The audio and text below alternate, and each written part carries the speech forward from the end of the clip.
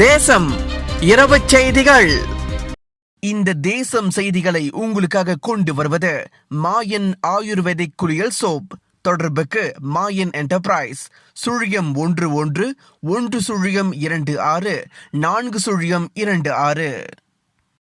கடந்த 15 ஆண்டுகளில் தொடர்ந்து உதவி திட்டத்தை முன்னெடுத்து ஆயிரக்கணக்கான ஆதரவற்ற பிள்ளைகளுக்கும் ஏழை மக்களுக்கும் உதவி வழங்கப்பட்டுள்ளது. ஒவ்வொரு ஆண்டும் நோன்பு பெருநாள் காலத்தில் ஏழை மக்களுக்கு உதவி வழங்குவதை வழக்கமாக கொண்டுள்ள மாலிக் ஸ்ட்ரீம்ஸ் கார்ப்பரேஷன் நிறுவனத்தின் தோற்றுநர் டத்தோ மாலிக் இவ்வாண்டு நோன்பு பெருநாளில் 4500 ஏழை மக்களுக்கு உதவி வழங்கும் திட்டத்தை முன்னெடுத்துள்ளார். அந்த வகையில் முதல் கட்டமாக உதவி பொருட்கள் வழங்கும் நிகழ்வு பினாங்கில் தொடங்கியது. பினாங்கு கிம்மா தொடர்பு குழு மற்றும் வாரிசான் லோபா தமிழ் இயக்கம் ஆதரவில் இந்த உதவி பொருட்கள் வழங்கும் நிகழ்வு நடைபெற்றது.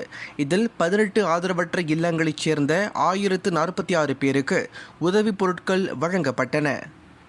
இந்த நிகழ்வு கிம்மா கட்சியுடன் இணைந்து மேற்கொள்ளப்பட்டது.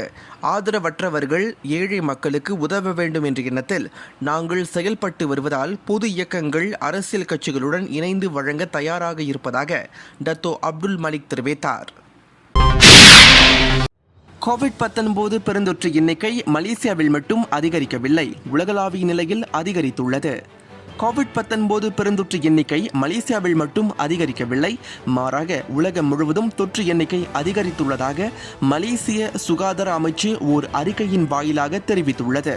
நமது அண்டை நாடுகளான தாய்லாந்து, இந்தோனேசியாவிலும் தொற்று எண்ணிக்கை அதிகரித்துள்ளது. இந்தோனேசியாவில் 14 நாட்களில் 5453 தொற்று எண்ணிக்கைகள் பதிவு செய்யப்பட்டுள்ளது. தாய்லாந்து நாடும் ஒரு நாளைக்கு 1500க்கும் மேற்பட்ட சம்பவங்களை பதிவு செய்கிறது.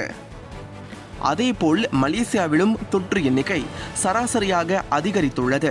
தொற்று எண்ணிக்கை அதிகரிப்பதால் சுகாதார அம்சங்களை தீவிரமாக அனைவரும் கடைபிடிக்க வேண்டும் என சுகாதார அமைச்சு கேட்டுக்கொண்டுள்ளது. மாலிக் ஸ்ட்ரீம் கார்ப்பரேஷன் நிறுவனத்தின் மனிதநேயம் நாடு தழுவிய நிலையில் 4500 பேருக்கு உதவி வழங்க திட்டம். பினாங்கு மாநிலத்தில் முதல் கட்ட உதவி. மனிதநேயம் மனதளவில் இருக்க வேண்டும் என்பதற்கு மாலிக் ஸ்ட்ரீம்ஸ் கார்ப்பரேஷன் நிறுவனத்தை ஒரு உதாரணமாக சொல்லலாம். இந்நிறுவனத்தின் தோற்றுநரும் தலைமை நிர்வாகியுமான டத்தோ அப்துல் மலிக் 15 ஆண்டுகளுக்கு முன்பு முன்னெடுத்துள்ள நோன்பு மாத உதவி திட்டம் இன்று வரை தொடர்ந்து மேற்கொள்ளப்பட்டு வருகிறது.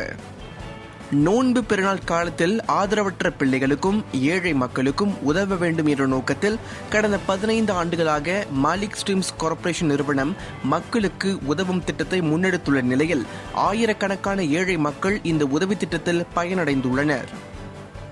கடந்த 15 ஆண்டுகளில் தொடர்ந்து உதவி திட்டத்தை முன்னெடுத்து ஆயிரக்கணக்கான ஆதரவற்ற பிள்ளைகளுக்கும் ஏழை மக்களுக்கும் உதவி வழங்கப்பட்டுள்ளது.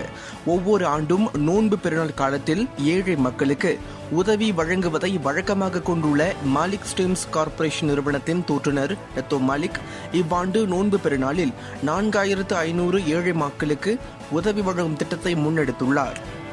அந்த வகையில் முதல் கட்டமாக உதவி பொருட்கள் வழங்கும் நிகழ்வு பினாங்கில் தொடங்கியது. பினாங்கு கிம்மா தொடர்பு குழு மற்றும் வாரிசான் லோபா தமிழ் இயக்கம் ஆதரவில் இந்த உதவி பொருட்கள் வழங்கும் நிகழ்வு நடைபெற்றது. இதில் 18 ஆதரவற்ற இல்லங்களைச் சேர்ந்த 1046 பேருக்கு உதவி பொருட்கள் வழங்கப்பட்டன.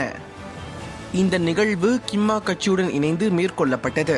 ஆதரவற்றவர்கள் ஏழை மக்களுக்கு உதவ வேண்டும் என்ற எண்ணத்தில் நாங்கள் செயல்பட்டு வருவதால் பொது இயக்கங்கள் அரசியல் கட்சிகளுடன் இணைந்து வழங்க தயாராக இருப்பதாக டத்தோ அப்துல் மலிக் தெரிவித்தார். ஒட்டுமொத்த கிளாந்தான் மாநிலமும் நடமாட்ட கட்டுப்பாட்டு ஆணை அமல். தற்காப்பு அமைச்சர் டத்தோ ஸ்ரீ இஸ்மாயில் சப்ரி யாக்கூப் அறிவிப்பு. கோவிட்-19 பெருந்தொற்று அதிகரித்ததால் கிளாந்தான் மாநிலம் முழுவதும் நடமாட்ட கட்டுப்பாட்டு ஆணை அமல்படுத்தப்படுவதாக தற்காப்பு அமைச்சர் டத்தோ ஸ்ரீ இஸ்மாயில் சப்ரி யாக்கூப் செய்தியாளர் சந்திப்பில் கூறினார். கிளாந்தான் மாநிலத்தில் உள்ள அனைத்து பகுதிகளும் மாவட்டங்களும் நாளை முதல் ஏப்ரல் 29ஆம் தேதி வரை நடமாட்ட கட்டுப்பாட்டு ஆணை விதிக்கப்படுகிறது. கடந்த 14 நாட்களில் பெருந்தொற்று எண்ணிக்கை அதிகரித்ததால் இந்த நடவடிக்கை மேற்கொள்ளப்படுவதாக அமைச்சர் தெளிவுபடுத்தினார். மனிதநேய ஒற்றுமை இயக்கத்தின் ஏற்பாட்டில் மகளிர் பிரிவின் கலந்துரையாடல் பெண்களுக்கு விழிப்புணர்வை ஏற்படுத்தியது. தலைவி லோகேஸ்வரி அபிராமிக்கு தலைவர் செல்வேந்திரன் பாராட்டு. மகளிர்களுக்கு அங்கீகாரம் வழங்க வேண்டும் என்ற நோக்கத்தில் மனிதநேய ஒற்றுமை இயக்கத்தின் ஏற்பாட்டில் புதிய விதிகள் செய்வோம் எனும் கலந்துரையாடல் கில்லானில் அண்மையில் மிகவும் சிறப்பாக நடைபெற்றதாக அதன் மகளிர் தலைவி லோகேஸ்வரி அபிராமி கூறினார். இந்த கோவிட்-19 காலகட்டத்தில் பெண்கள் புதிய இயல்பு நிலையில் புதிய விதிகள் செய்ய பயணப்பட வேண்டும் என்பதை மகளிர்களுக்கு வலியுறுத்தும் நோக்கத்தில் இந்த கலந்துரையாடல் நடைபெற்றது. இதில் சைபர் செக்யூரிட்டி துறையைச் சேர்ந்த பவானி விஸ்வநாதன் ஒரு பேச்சாளராக கலந்து கொண்டார். இவர் புதிய இயல்பு நிலையில் டிஜிட்டல் மார்க்கெட்டிங் அதனை பயன்படுத்திக் கொள்வது போன்றவைகள் குறித்து பேசியதாக லோகேஸ்வரி அபிராமி தெரிவித்தார். இந்த கலந்துரையாடல் நிகழ்வில் தமிழகம் சென்னையில் மகளிர்களுக்கு வழிகாட்டும் வகையில் ஒரு பேர் இயக்கத்தை வழிநடத்தி வரும் சாய் பிரியா மற்றொரு பேச்சாளராக இயங்கலை வழி கலந்து கொண்டு மகளிர்களுக்கு விழிப்புணர்வு உரையை வழங்கினார். இந்த நிகழ்வில் கலந்து கொண்ட பெண்கள் அனைவருக்கும் இவர்களின் விழிப்புணர்வு உரை ஒரு வழிகாட்டியாக இருந்துள்ளது.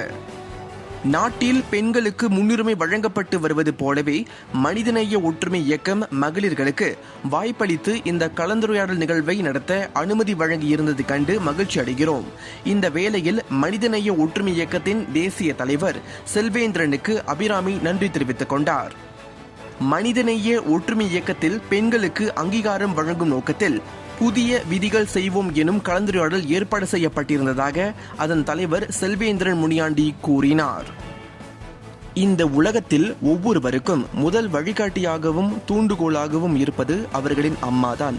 அதன் பிறகு மனைவியும் உற்ற துணையாக இருக்கிறார். இந்நிலையில் வீட்டிற்கும் நாட்டிற்கும் பெண்களின் பங்கு மிகவும் முக்கியமான ஒன்றாக இருப்பதால் தாங்கள் பெண்களுக்கு முக்கியத்துவம் வழங்கி இந்த கலந்துரையாடலை ஏற்பாடு செய்திருந்ததாக செல்வேந்திரன் சொன்னார். மகளிர்கள் எல்லா காலகட்டத்திலும் மிகவும் சிறப்பாக செயல்பட வேண்டும் என்பதற்காக மனிதநேய ஒற்றுமை இயக்கம் அவ்வப்போது இத்தகைய நிகழ்வுகளை நடத்தி வருவதாகவும் இதன் வழி பெண்கள் விழிப்புணர்வோடு இருப்பார்கள் என்றும் இந்நிகழ்வை மிகவும் சிறப்பாக நடத்திய இயக்கத்தின் மகளிர் பிரிவு தலைவி லோகேஸ்வரி அபிராமிக்கு செல்வேந்திரன் நன்றியும் பாராட்டும் தெரிவித்துக் கொண்டார். இந்த நிகழ்வில் கோத்தாராஜா மாயிகா தொகுதி தலைவர் டத்தோ சங்கர் ராஜ் ஐயங்கார், டத்தீன் யசோதா இருவரும் சிறப்பு வருகையாளராக கலந்து கொண்டனர். இதில் மகளிர்கள் பலர் நேரடியாகவும் இயங்கலை வாயிலாகவும் கலந்து கொண்டனர் என்பது குறிப்பிடத்தக்கது.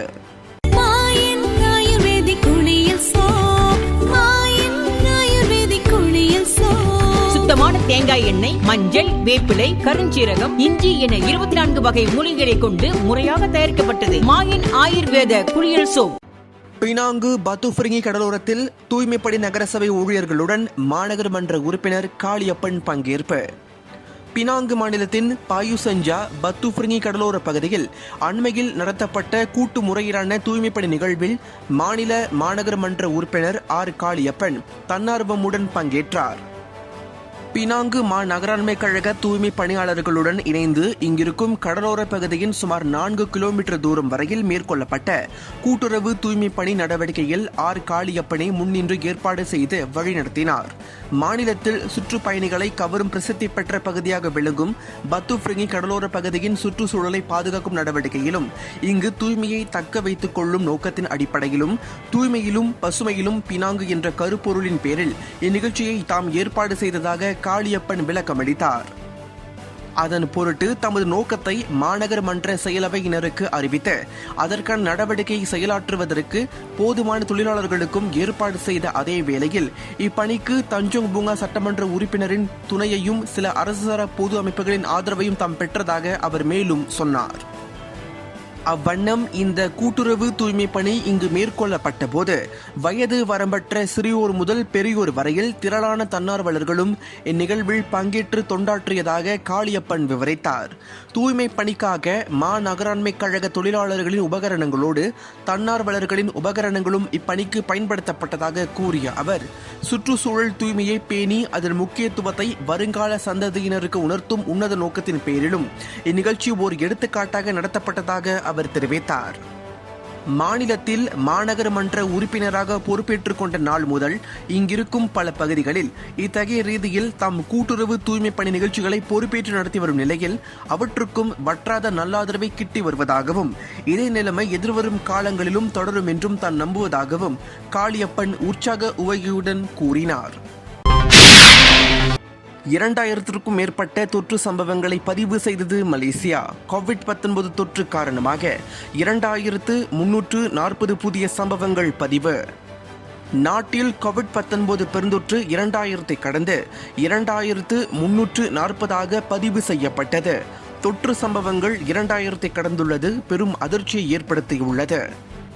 இன்று 1910 பேர் மீண்டுள்ள வேளையில் மொத்தமாக 3,58,726 பேர் வரை மீண்டுள்ளனர். இன்று 11 பேர் மரணமடைந்த வேளையில் இதுவரை நாட்டில் 1400 பேர் வரை மரணமடைந்துள்ளனர். கோவிட்-19 பெருந்தொற்று காரணமாக நாட்டில் 3,81,813 பேர் என ஒட்டுமொத்த சம்பவங்களாக பதிவு செய்யப்பட்டுள்ளதாக சுகாதார அமைச்சு தெரிவித்துள்ளது. சூர்யா KLCC பேரங்காடி 3வது மாடியிலிருந்து ஆடவர் கீழே விழுந்து தற்கொலை. சூர்யா KLCC பேரங்காடியின் 3வது மாடியிலிருந்து ஆடவர் ஒருவர் கீழே குதித்து தற்கொலை செய்து கொண்ட சம்பவம் பெரும் பரபரப்பை ஏற்படுத்தியுள்ளது. இந்த சம்பவத்தை டாங் வாங்கி காவல்துறை தலைவர் முகமது ஜைனால் உறுதிப்படுத்தினார். இந்த சம்பவம் தொடர்பில் காவல்துறை தரப்புக்கு மதியம் 1:52 மணிக்கு தகவல் கிடைக்கப் பெற்றதாக காவல்துறை தரப்பு தெரிவித்தது.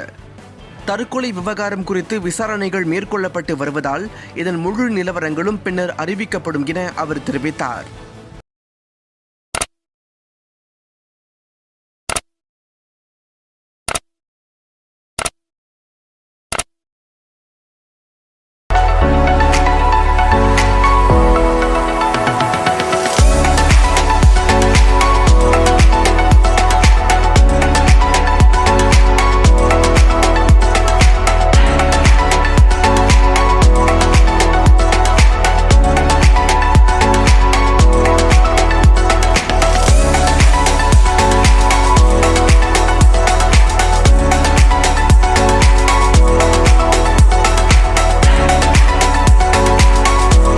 இது ஒரு தேசம் டிவி மலேசியா தயாரிப்பு.